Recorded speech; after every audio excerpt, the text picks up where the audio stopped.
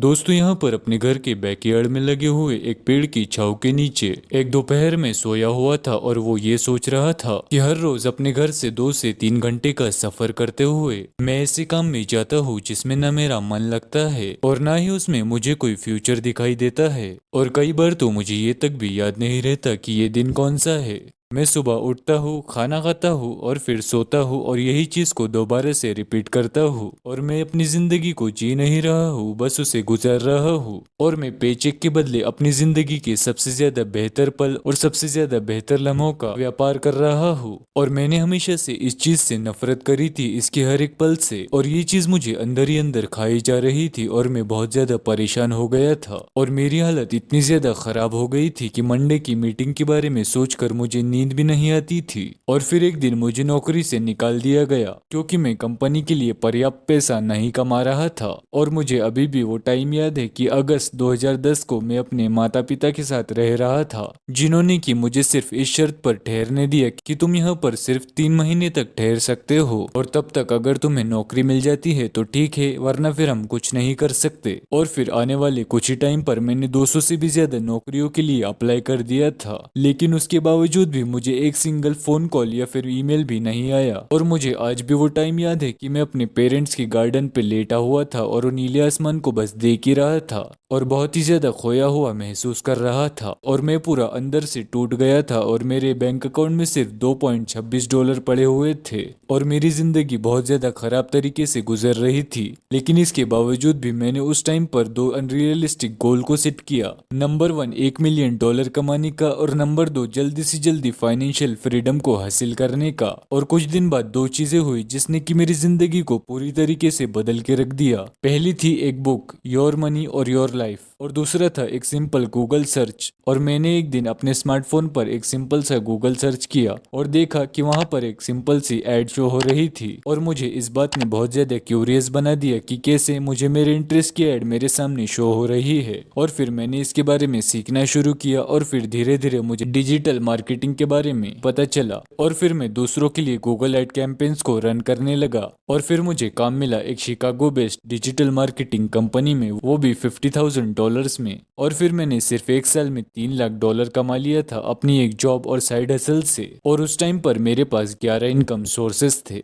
और मैंने फिर कुछ टाइम बाद अपनी खुद की डिजिटल मार्केटिंग एजेंसी शुरू कर दी और 100% एक्स्ट्रा इनकम अपने साइड हसल में इन्वेस्ट कर दिया। और फिर मेरे पास 14 से ज्यादा इनकम सोर्सेस हो गए थे और फिर मैंने एक सॉलिड अर्ली फाइनेंशियल फ्रीडम का प्लान बनाया। और फिर 16 नवंबर 2015 में मैंने इस चीज को कर दिखाया और मैंने इस चीज को हासिल करने में केवल 5 साल 3 महीने और 6 दिन लगे थे। और फिर मेरे बैंक अकाउंट में $2.26 से $1.25 मिलियन हो गए थे। और फिर अपने 30 की एज में मैं फाइनेंशियली फ्री हो गया था। मेरे पास अब फ्रीडम आ गई थी क्रिएट करने की, कनेक्ट करने की और ग्रो करने की। मेरा पर्पस ऑफ लाइफ जीवन को महसूस करना है और मैं अब उस चीज को महसूस कर पा रहा था। और ये मेरे लिए सबसे ज्यादा मुश्किल चीज थी, लेकिन मैंने इस चीज को अंजाम दिया और मैं इस चीज से बहुत ज्यादा खुश हूँ। और दोस्तों ये बिल्कुल ही रियल लाइफ स्टोरी है मिस्टर ग्रैंड सेबेटर की, जिन्होंने की अपनी कम उम्र में फाइनेंशियल फ्रीडम को तो हासिल कर ही लिया था, लेकिन साथ ही उन्होंने अपना सारा लर्निंग एक्सपीरियंस को एक बुक में लिख दिया जिसका नाम उन्होंने दिया फाइनेंशियल फ्रीडम बाय ग्रैंड सेबेटर। इसमें उन्होंने ये बताया था कि कैसे उन्होंने 30 की एज में फाइनेंशियल फ्रीडम को हासिल कर लिया था और उनको कौन कौन सी सिचुएशन को झेलनी पड़ी और उनके सामने कौन कौन सी प्रॉब्लम्स आई थी जिनको उन्होंने फेस किया था। और आज की इस वीडियो में मैं इस बुक में से आपके साथ भी कुछ पॉइंट्स को शेयर करने वाला हूँ जो कि आपको भी जल्दी से जल्दी फाइनेंशियल फ्रीडम को हासिल करने में मदद करेंगे। तो दोस्तों आइए इसे शुरू कर लेते हैं। यहाँ पर ग्रैंड कहते हैं कि मैं 7 डिफरेंट स्टेजेस से होकर निकला हूँ, जिसमें से नंबर 1 थी क्लियरिटी। और मैंने अपने लिए सबसे पहले ये फाइंड आउट कर लिया था कि मेरी करंट फाइनेंशियल सिचुएशन कैसी है और मुझे फाइनेंशियल फ्रीडम को हासिल करने के लिए कहाँ तक पहुँचना पड़ेगा। और सेकेंड थी सेल्फ सफिशियंसी, और ये स्टेज मेरी लाइफ में तब आई जब मैं अपनी मंथली इनकम से बिना कोई प्रॉब्लम्स के अपने खर्चों को मैनेज करने लगा था। थर्ड स्टेज थी ब्रीदिंग रूम, और ये वो स्टेज थी जब मैं पूरी तरीके से अपनी सैलरी पर डिपेंड नहीं था और अगर मेरी सैलरी थोड़ी लेट भी हो जाती थी तो मैं मैनेज कर लेता था। फोर्थ स्टेज थी स्टेबिलिटी। मैं उस समय पर अपनी लाइफ में स्टेबिलिटी को महसूस कर रहा था, जबकि मैंने अपने लिए 6 महीने के एक्सपेंसेस को सेव कर लिया था, यानी कि अगर मैं 6 महीने तक काम नहीं भी करता तो भी मैं सरवाइव कर सकता था। और इस एक चीज ने मेरे पीस ऑफ माइंड को बहुत ज्यादा इम्प्रूव कर दिया था।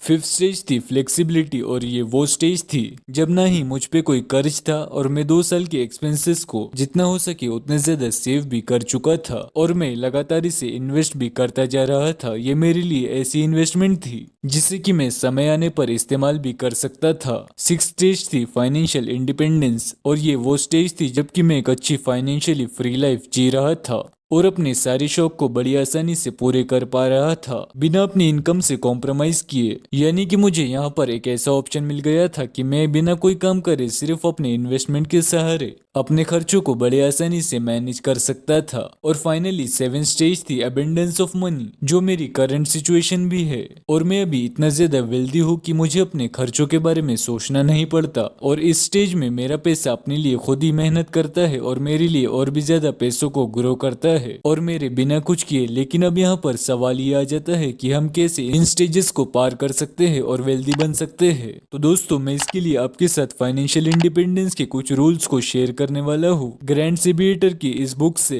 जिसमें से लास्ट पॉइंट सबसे ज्यादा इंपॉर्टेंट है और थर्ड पॉइंट तो आपने देखना ही चाहिए। इसीलिए आप इस वीडियो को लास्ट तक जरूर से देखें और इसके एक भी पॉइंट को मिस मत करें। और मैं इसके पॉइंट को समझाने के लिए यहाँ पर मिस्टर दिग्विजय का सहारा लूंगा। Decide how much money you need. सबके खर्चे, कमाई और लाइफस्टाइल अलग अलग होते हैं। इसमें शायद जितने पैसे मुझे चाहिए फाइनेंशियल फ्रीडम को हासिल करने के लिए, शायद आपको उससे ज्यादा चाहिए होंगे या शायद उससे कम चाहिए हो। और ये फाइंड आउट करने के लिए कि आपको कितने पैसे चाहिए, आपको ये कैलकुलेट करना होगा। बिल्कुल मिस्टर दिग्विजय की तरह यहाँ पर मिस्टर दिग्विजय ने ये कैलकुलेट करना शुरू कर दिया था कि उनका सालाना खर्चा कितना आता है, जैसे कि बिजली का बिल, राशन, कार ईएमआई और अदर एक्सपेंसेस, जिनको फिर उसने ऐड कर दिया और उसको 25 से मल्टीप्लाई कर दिया। दोस्तों, अज्यूम करते हैं कि उसका ईयरली एक्सपेंसेस 2 लाख रुपये आया और जिसको कि उसने 25 से मल्टीप्लाई कर दिया, जो कि वैल्यू आ जाती है 50 लाख रुपये। जिससे कि मिस्टर दिग्विजय को ये पता चल गया कि उससे 50 लाख रुपए की जरूरत है फाइनेंशियली फ्री होने के लिए। लेकिन सिर्फ इतना ही पता करना काफी नहीं था, इसके अलावा यहाँ पर उसे ये भी पता करना जरूरी था कि इन पैसों से वो हर महीने में कैसे 2 लाख रुपये कमा सकता है, बिकॉज तभी उसके खर्चे कवर हो सकते थे। इसीलिए मिस्टर दिग्विजय ने यहाँ पर ऑथर की एडवाइस मानी,